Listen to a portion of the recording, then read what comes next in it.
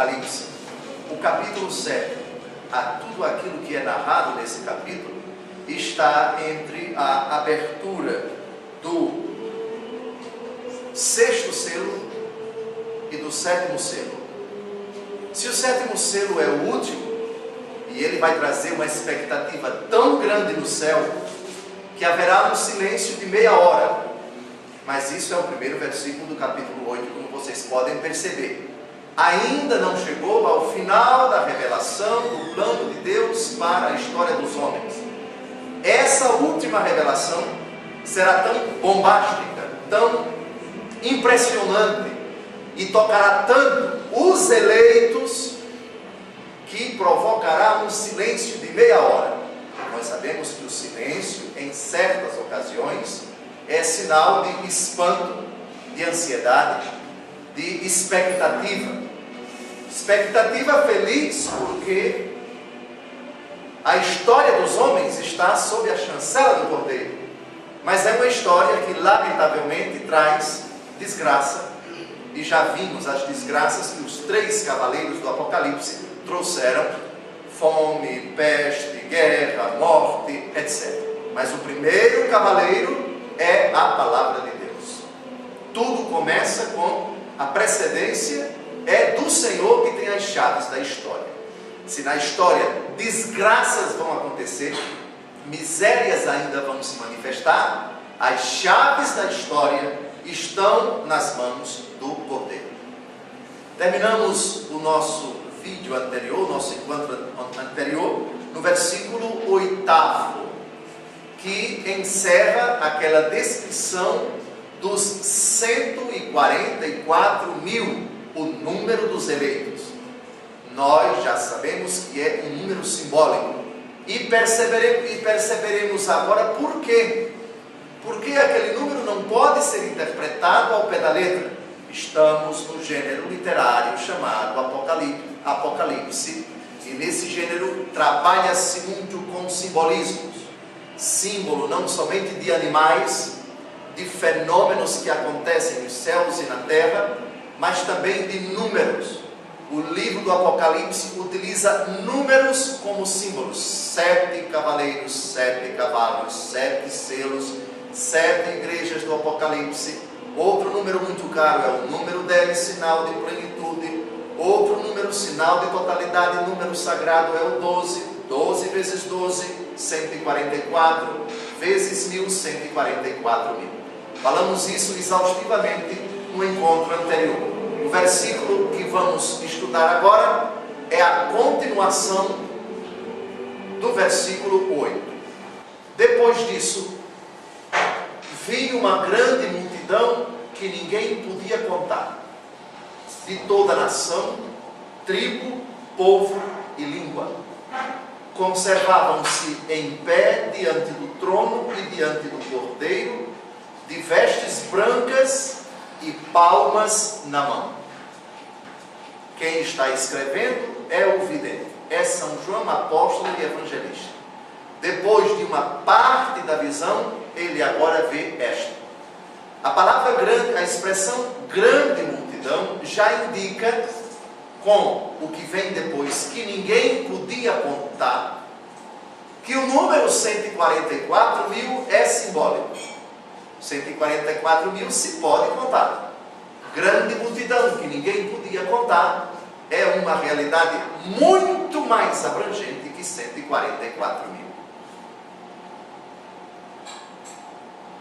É a multidão dos mártires cristãos em posse da felicidade celeste.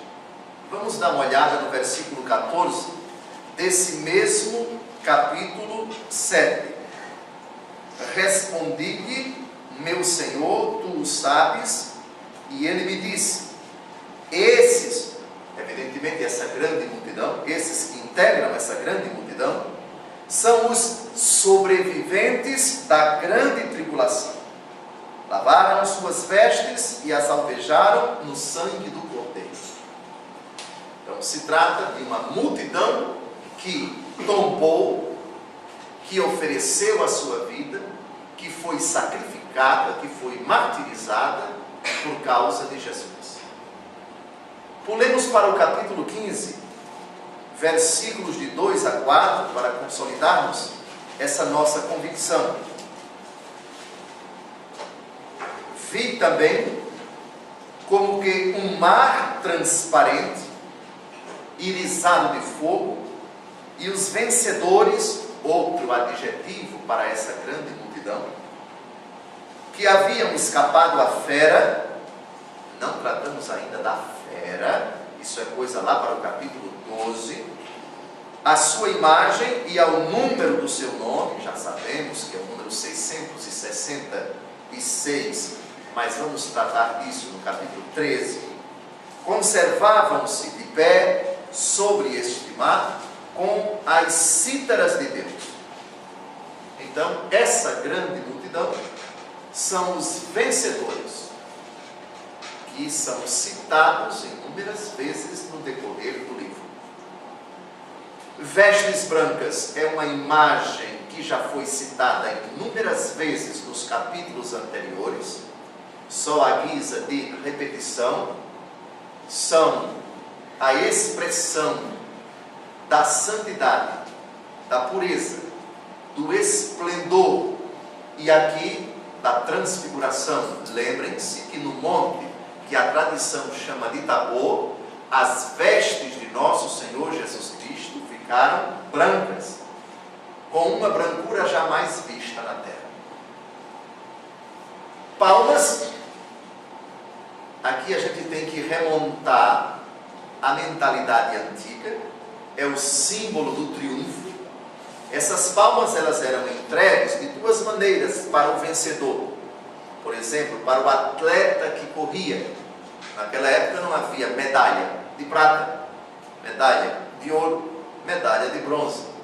Colocava-se uma palma em forma de coroa, ou então a palma era entregue mesmo, a parte daquela planta, para o vencedor.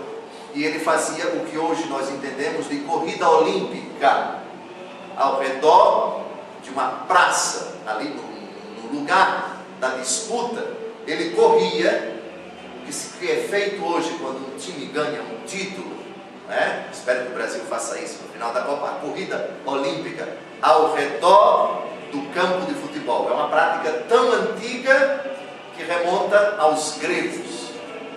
As palmas, símbolo do triunfo.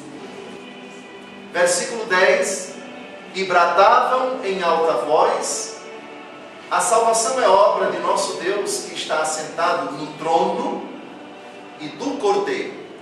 Bradar em alta voz é específico de quem, típico de quem alcançou um resultado e prorrompe em sinal de vitória, de felicidade, para que todos ouçam.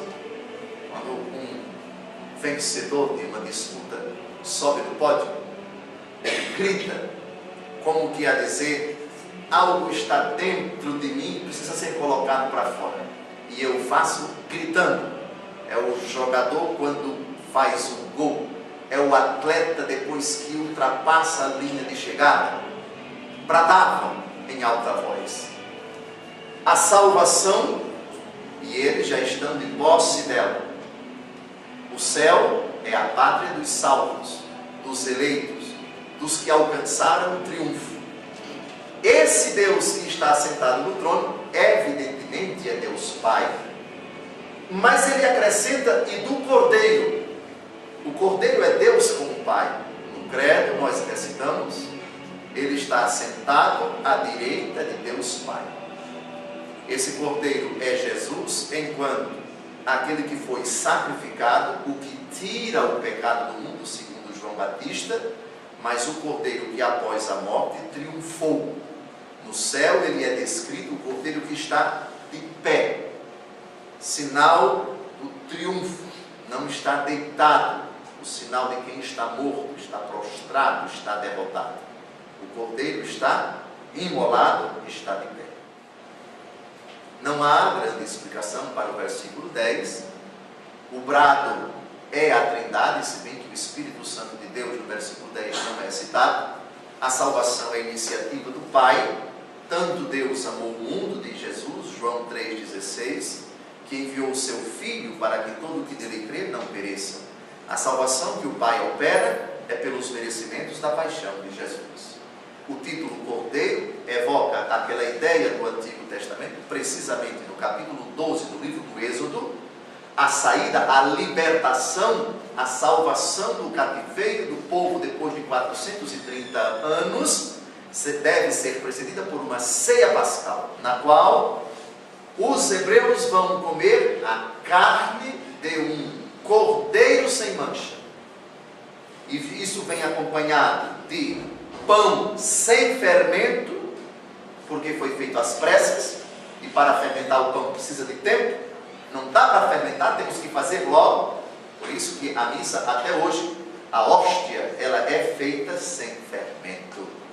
A Eucaristia, o corpo do Senhor que nós comemos, quando provamos, não tem gosto de pão de padaria, de pão fermentado. É pão sem fermento, é pão sem gosto. É pão com gosto de pão, mas pão que não é fermentado. E ervas amargas, para lembrar o sofrimento do povo nesses 430 anos. Somente para recordar a ideia de cordeiro, cordeiro imolado. Versículo 11. E todos os anjos estavam ao redor do trono, dos anciãos e dos 4 animais. Prostravam-se de face em terra diante do trono e adoravam a Deus, dizendo. Então temos uma multidão que brada em alta voz, temos um trono, onde quem está sentado no centro é Deus Pai, à sua direita é Deus Filho, os anciãos já sabemos quantos são 24, e os 4 animais, por que 4? Já sabemos. Quais são os animais? Já sabemos. E o que eles simbolizam? Também já sabemos. Se pararmos para explicar de novo, não vamos avançar nunca. Tudo isso já se encontra lá atrás. À medida em que a gente avança no livro, muita coisa, muita imagem que aparece é recorrente, já se encontra lá atrás. Prostravam-se de face em terra. Dom José, os anjos têm face? Os anjos são seres espirituais. Mas na visão, como também extraordinariamente aqui na terra, Deus Todo-Poderoso permite que eles se materializem.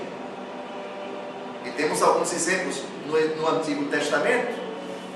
O livro de Tobias, Rafael. Os 3 anjos que apareceram a Abraão no carvalho de Mambré. Excepcionalmente, os anjos se materializam. De qualquer maneira, nunca esqueçam, anjo em si não tem face, mas podem se materializar. E enquanto se materializam, assumem um formato humano. Então, São Miguel Arcanjo, a iconografia de São Miguel mostra uma pessoa parecida com um homem, com asas, evidentemente, com espada, etc., massacrando o dragão, com uma face de ouro. Deus Todo-Poderoso pode permitir que essas criaturas angélicas, esses seres espirituais, se materializem. É o caso. E se prostraram diante do trono para adorar. Só diante de Deus é que a humanidade redimida curva os joelhos numa profunda ação de graças. Aqui temos uma belíssima liturgia de adoração a quem está sentado no trono e ao Cordeiro. Trata-se de uma adoração trinitária. O Pai é adorado com o Filho e com o Espírito Santo. Prova disso, na liturgia nós temos a bela jaculatória, glória ao Pai, ao Filho e ao Espírito Santo. Nós te adoramos, nós te glorificamos, nós te damos graças por vossa imensa glória. E mais na frente, com teu Filho Jesus Cristo. Adorar significa reconhecer que tal ser é seu Criador, é seu Senhor, é seu soberano, é seu protetor, é o Supremo, o que está acima de tudo e de todos, perante o qual nós reconhecemos sua grandeza, sua majestade e nos prostramos numa humilde e contínua postura de submissão. Nesse sentido, só se adora a Deus. E o louvor continua. Depois do gesto de adoração, vem palavras. Amém, louvor, glória, sabedoria, ação de graças, honra, poder e força ao nosso Deus pelos séculos dos séculos. Amém.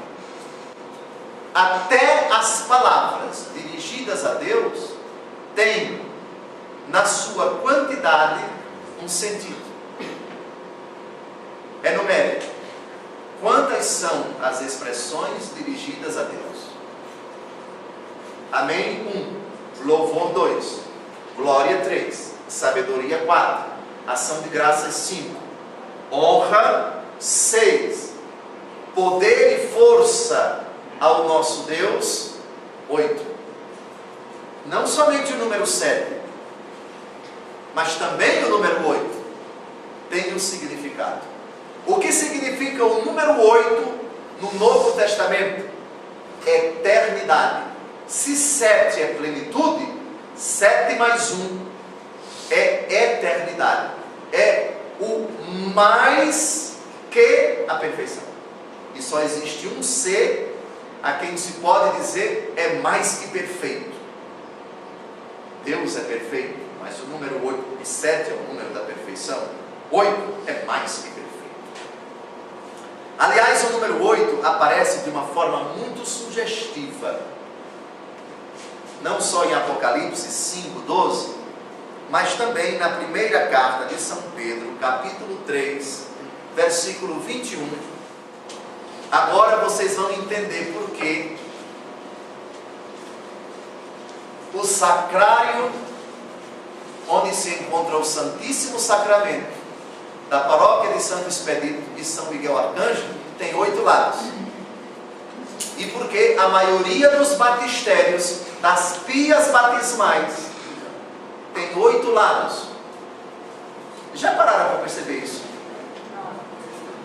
Alguém chegou a contar quantos lados tem o sacrário da nossa paróquia? 8.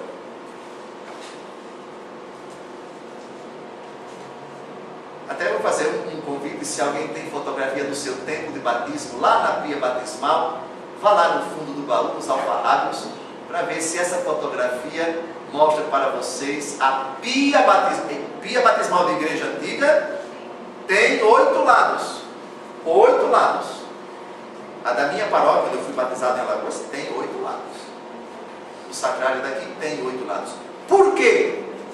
Primeira carta de São Pedro, capítulo 3, versículos de 19 a 21. É neste mesmo Espírito que ele foi pregar aos espíritos que eram detidos no cárcere, aqueles que outrora nos dias de Noé tinham sido rebeldes. Quando Deus aguardava com paciência enquanto se edificava a arca, na qual poucas pessoas, isto é, apenas 8, gravem esse número, 8 se salvaram através da água. Esta água prefigurava o batismo de agora, que vos salva também a vós, não pela purificação das impurezas do corpo, mas pela que consiste em pedir a Deus uma consciência boa, pela ressurreição de Jesus Cristo. Todos nós sabemos quantas pessoas se salvaram na arca de Noé. Noé e sua esposa, suas filhas e seus esposos. 8. 3 filhas com os respectivos esposos, 6, e mais Noé e a esposa. Agora vocês entendem porque 8 lados o sacrário de Santo Expedito e a pia batismal daqui onde se encontra. Não tem pia batismal do lado de lá. Ela é redonda?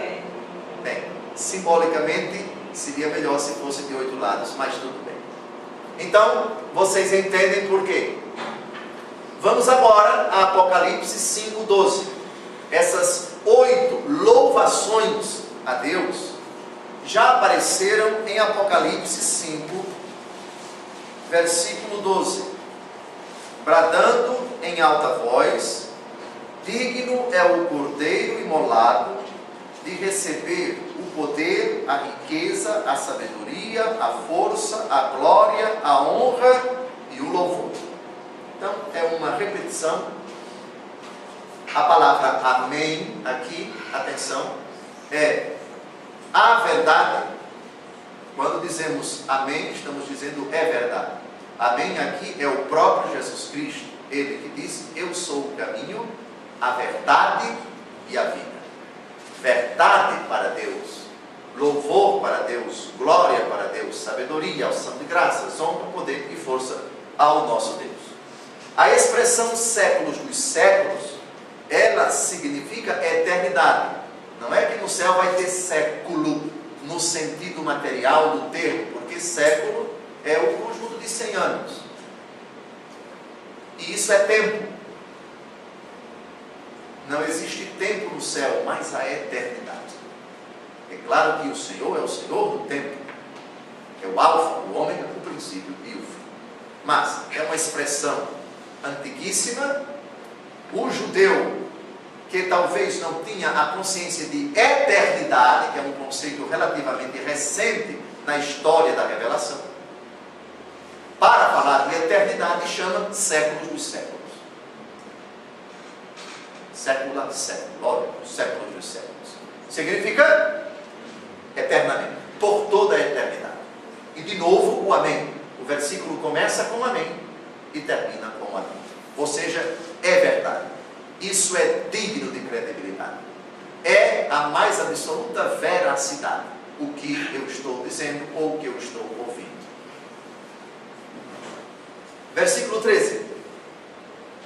Então um dos anciãos falou comigo e perguntou-me: esses que estão revestidos de vestes brancas, quem são e de onde vêm? Pode parecer até, pode causar espécie, que um dos anciãos que já se encontram na glória possa fazer uma pergunta dessa a um vidente que ainda está na terra. Será que eles não sabem? Estão fora de si? Há dois motivos para alguém fazer uma pergunta. O primeiro, ele pergunta porque quer saber. O segundo motivo, ele pergunta, já sabendo, para saber se você sabe. Ou levar você a saber. Portanto, o professor que domina o assunto, que faz a pergunta ao aluno, ao perguntar, não significa que o professor não sabe. Ele pergunta para ajudar o aluno a saber, ou para saber se o aluno sabe.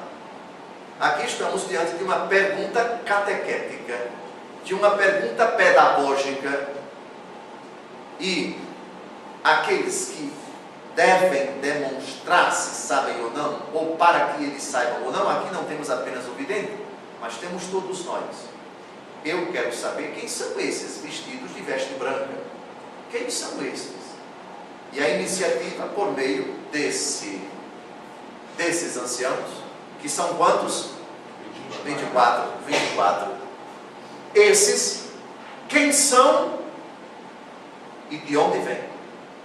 É interessante como a Bíblia nunca trata quantos são.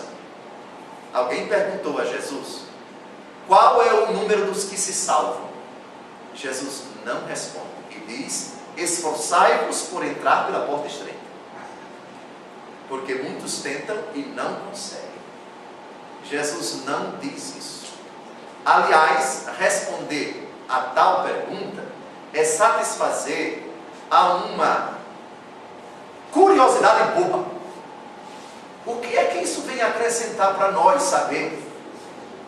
E mais ainda, em comparação com os que se condenam, ou vice-versa. Francamente, a Bíblia, graças a Deus, não trata dessas minúcias. A Bíblia é sóbria, e quando o assunto diz respeito ao que não é essencial para a nossa salvação, ela sapientissimamente se omite. Respondi: meu Senhor, tu o sabes. E ele me disse: esses são os sobreviventes da grande tribulação. Lavaram as suas vestes e as alvejaram no sangue do Cordeiro. Eu particularmente me comovo muito diante dessa descrição dos eleitos. O que é a vida aqui na terra para o cristão, senão uma grande tribulação? Uma luta, primeiro, contra as nossas próprias tendências desregradas. É sono, é cansaço, é preocupação, é labuta, é aperreio. São desafios dentro de casa. São problemas de relacionamento esposo e esposa, e ninguém diga que não é uma cruz pesada a vida matrimonial. Depois que vem o primeiro filho, aliás, já durante a gravidez, nem nasceu o menino. O pré-natal já vem acompanhado de uma série de cuidados, e vem as contrações, as cólicas, enfim, sim, e uma série de cuidados que, se não são observados, pode causar algum problema. A mínima preocupação da mulher grávida, ela já se sente mal, isso pode pôr em risco até a gravidez. Abortos voluntários acontecem tantas vezes, alguns dos quais depois de uma preocupação, de uma enfermidade. Nada garante que aquela gravidez vai redundar num parto normal, e à medida que chega a hora do parto, vem as preocupações, entrou em trabalho de parto, é uma angústia para todo mundo, para o médico, para a equipe médica na sala de operação, todo mundo fica apreensivo. Quando não surge uma preocupação, quando surge, todos nós já sabemos, não é? A mãe falece, o filho escapa, ou a mãe escapa, o filho morre, ou às vezes os dois falecem. É uma aventura cheia de insegurança.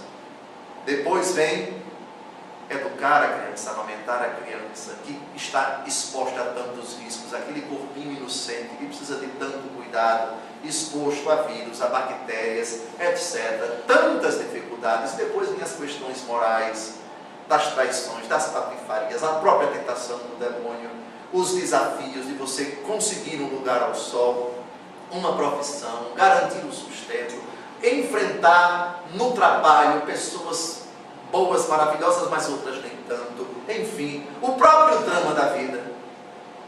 E o cristão tem que atravessar essa grande tribulação.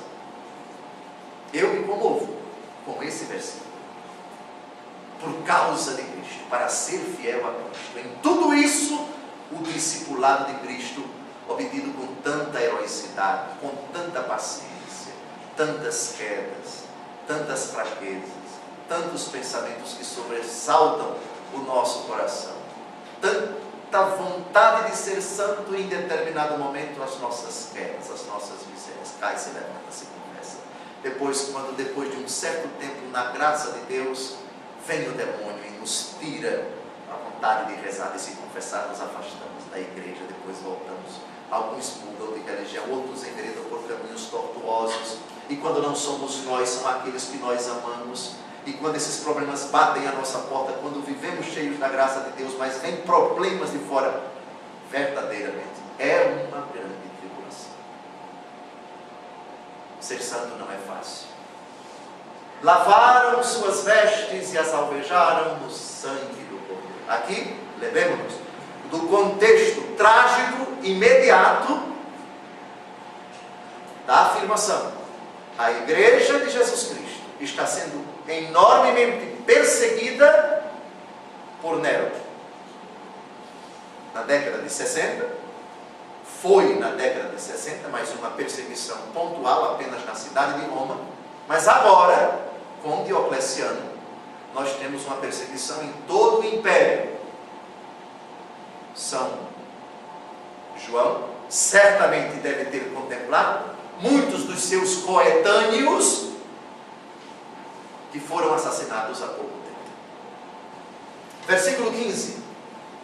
Por isso estão diante do trono de Deus e o servem, dia e noite, no seu templo.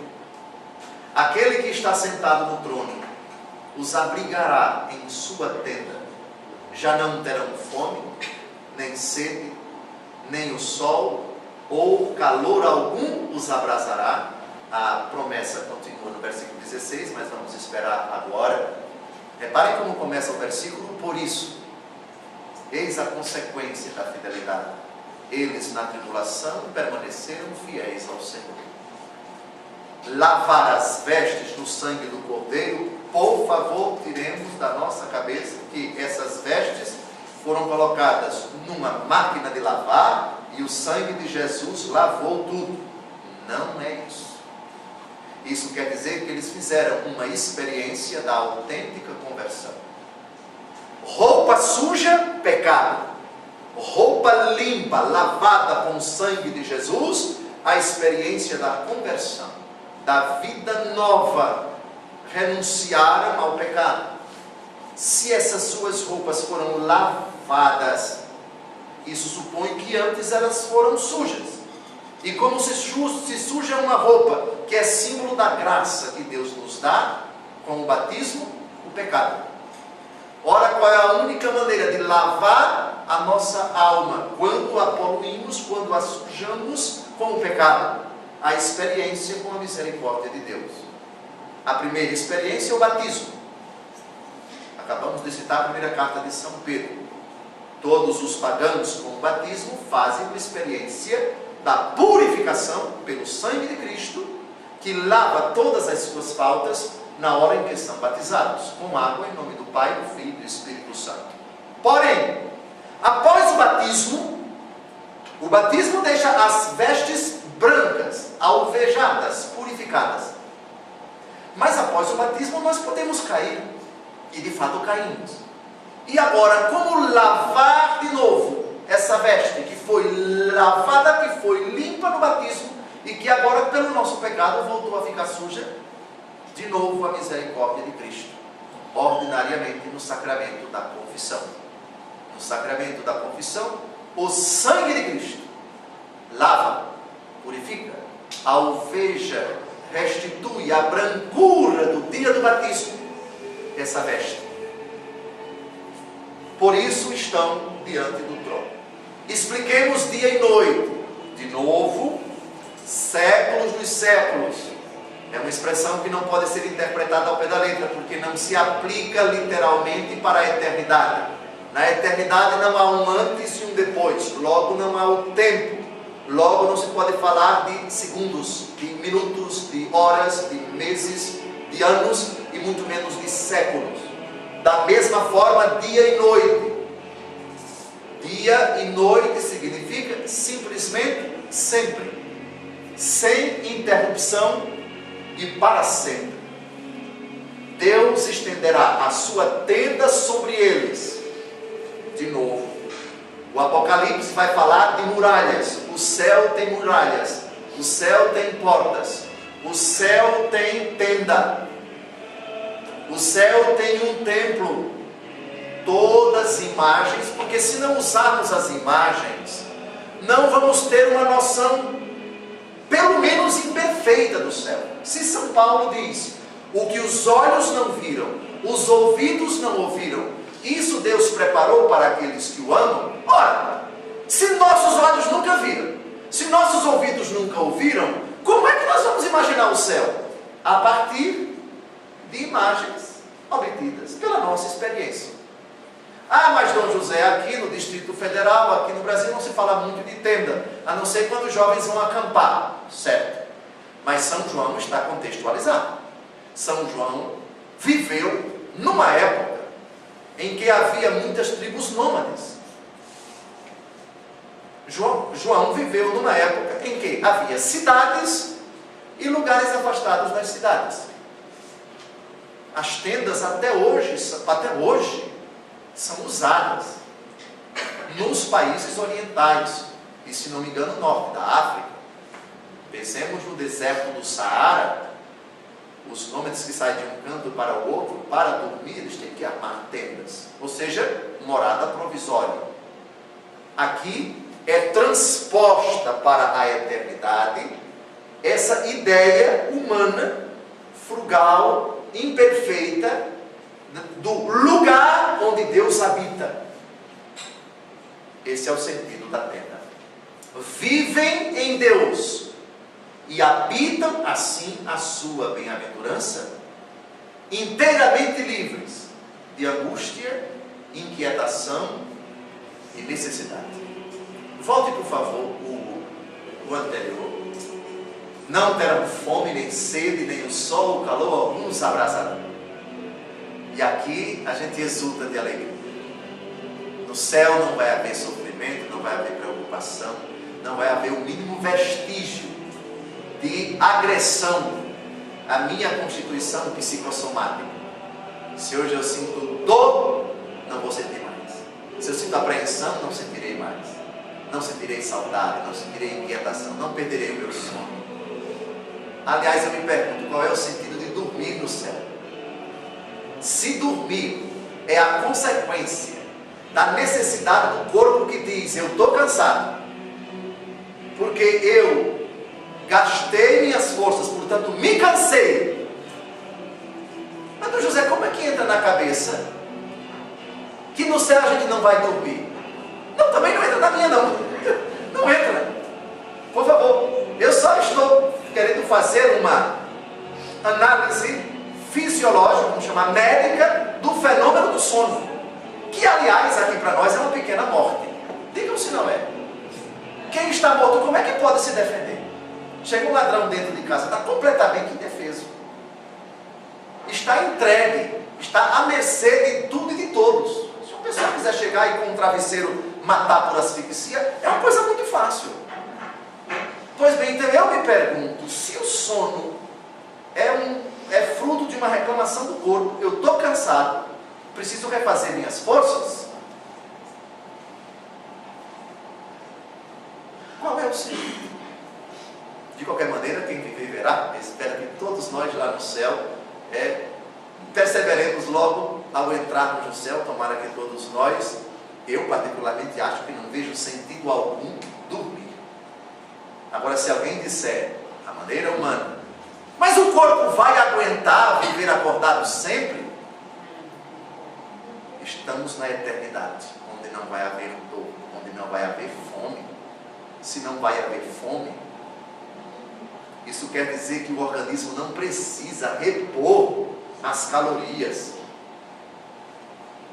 Isso quer dizer que o organismo também não vai precisar se alimentar, se bem que nosso Senhor Jesus Cristo quis comer, não precisou comer o seu corpo ressuscitado, peixe às margens do mar da Galileia. Comeu não por necessidade. Todavia, se o corpo de Jesus comeu, o nosso também, se desejar, poderá comer. Mas eu pergunto qual é a necessidade. Mas essas perguntas, desculpem, bobas, não vêm ao caso. Porque nós não devemos ultrapassar a sobriedade do que a Bíblia diz a respeito da glória. Não terão fome, nem sede, nem o sol ou calor algum os abrasará. No sábado passado, volta a questão da criança. Padre Francisco, eu lá em Alagoas, no céu vai ter algodão doce? Eu não tenho condições de dizer que não. Por outro lado, se essa criança, se tiver algodão doce no céu, na glória, a criança vai comer não por fome. Atenção, a palavra de Deus é clara, não terão fome. Ô Dom José, e depois de comer algodão doce, que é doce e provoca sede, a criança vai precisar de água? A Bíblia diz, não terão fome nem sede. Se ela tomar, não será por necessidade, nem será porque comeu algodão doce. Mas não entra na cabeça um médico que diz, o parâmetro de um médico, que uma pessoa que come algodão doce não tenha sede. Aqui, mas o céu é outra coisa, são outros 500. Deixemos o algodão doce para lá. Fiquemos com, não terão fome, nem sede, nem o sol ou calor algum os abrasará. Se não tem sol, então não vai ter suor. Se não tem suor, então não vai ter quentura. Perguntas até permitidas, mas eu não vou responder nenhuma delas porque a Bíblia não responde. Passemos adiante. Nunca mais terão fome nem sede. Essa imagem é tirada de Isaías 49, versículo 10. Não vamos citá-la agora, mais na frente. É quase uma repetição, uma citação literal. A criatura se encontra totalmente a si mesma no Criador e no seu amor, e experimenta a realização de todos os desejos que tinham ficado insatisfeitos até agora. Desejos legítimos, por favor. Desejos legítimos, não desejos pecaminosos, perturbados, inclinados ao pecado. E aqui, cada um de nós que tem desejos legítimos não realizados, vai fazer a experiência dessa realização. O homem realizado plenamente. E essa realização só pode ser de Deus, a partir de Deus e em Deus. Parece que tem a citação de Isaías 49:10. Isso. Reparem, é quase uma citação literal. São João, profundo conhecedor do Antigo Testamento, cita essa profecia.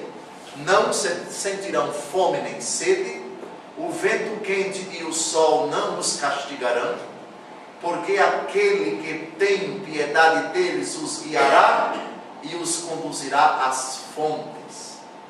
Imagem que também lembra o começo do Salmo 22, do bom pastor.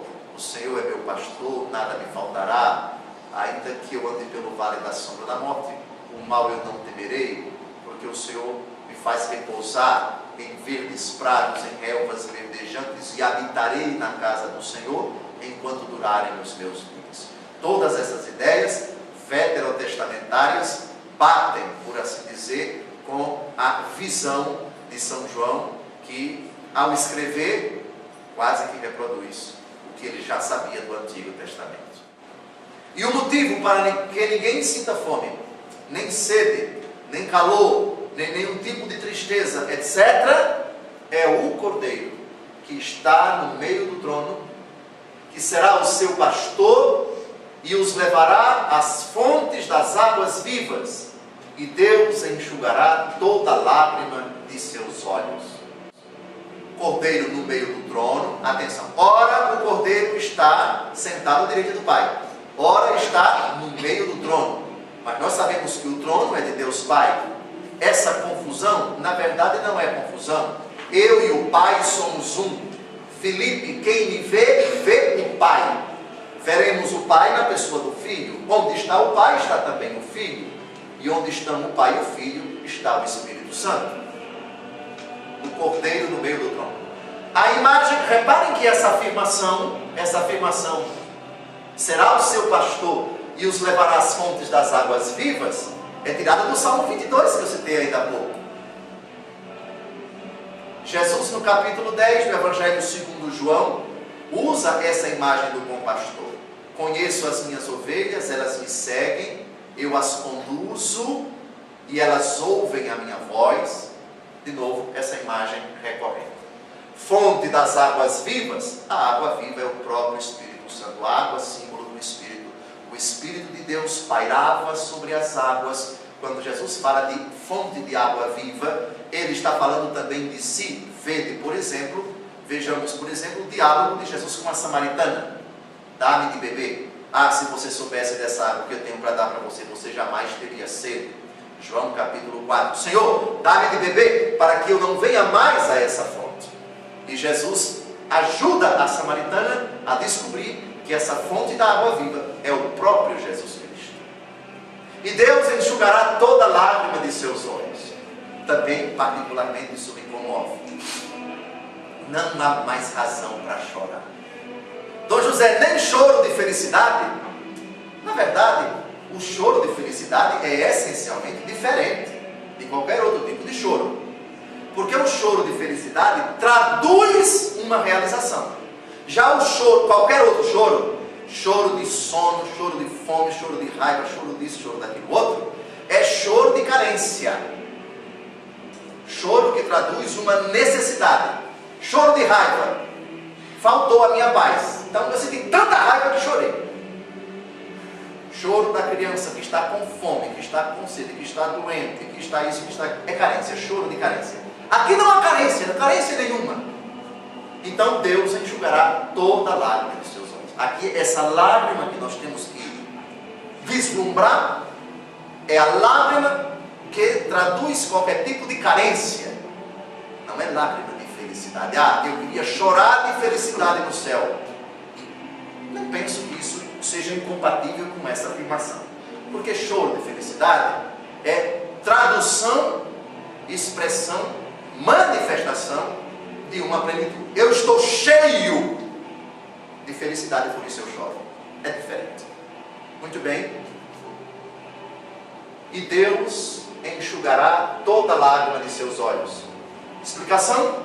Imagem que recorrerá em Apocalipse 21:4. Olha que bonito. Enxugará toda lágrima de seus olhos, e já não haverá morte, nem luto, nem grito, nem dor, porque passou a primeira condição. De novo 4. Mas a gente vai ver ainda quando estiver lá em 2017, quando chegarmos ao Apocalipse capítulo 21, né? 2017, enxugará toda lágrima de seus olhos. Lágrima que traduz carência. Já não haverá morte, nem minha, nem das pessoas. Por que não haverá morte? Porque ninguém vai envelhecer. Porque ninguém vai adoecer. Porque ninguém vai ser assassinado. O corpo do ressuscitado não morre jamais. E os corpos dos que vão ressuscitar para o céu não envelhecerão, não morrerão, não adoecerão, não experimentarão qualquer mudança. Por isso a morte vai ser distinta. Nem luto, que é aquela condição de tristeza de quem está vivo por causa da morte de quem partiu. Nem grito, grito de dor, grito de lamento, grito de raiva, grito de indignação, nem dor, porque passou a primeira condição. Primeira condição significa a nossa condição enquanto peregrinamos nesta terra, até a morte, quando estamos sujeitos a tudo isso. No céu não vai haver nada disso. A consolação eterna. Meu Deus do céu, consolados. Depois de tantas lágrimas derramadas, ser consolado para sempre. A superação de toda situação dolorosa. A extinção definitiva do sofrimento. E a absoluta serenidade e paz que jamais cessará. Eu quero crer que São João, depois que viu tudo isso, e certamente já estava em idade avançada, depois de contemplar isso, acho que a vontade dele é: qual é o sentido de estar aqui? Meu Deus.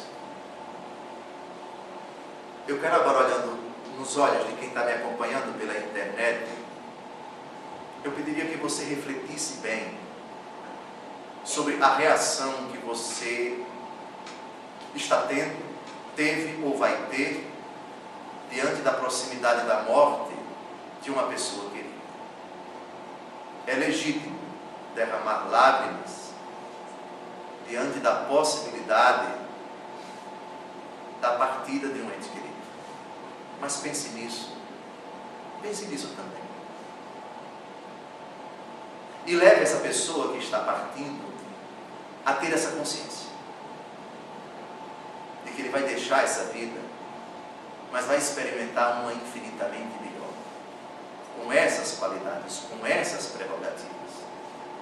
É perfeitamente compreensível, plausível a dor de alguém que muito amou fulano ou fulana que está partindo. Não está partindo para desaparecer, não. Está partindo para experimentar, se deixar essa vida em estado de graça. Aquilo que os olhos não viram, os ouvidos não ouviram, que Deus preparou para aqueles que o amam. Deus vai consolar eternamente aqueles que se encontrarem consigo, sem dor, sem tristeza, sem aflição, sem angústia, sem calor, sem privação, consolação eterna, superação de toda situação dolorosa, de toda amargura, e isso para sempre. Então, no próximo encontro, começaremos o capítulo 8º, e vai começar com um silêncio de meia hora. Eu duvido que tenha algum brasileiro por perto. Estou brincando, é brincadeira. Boa noite.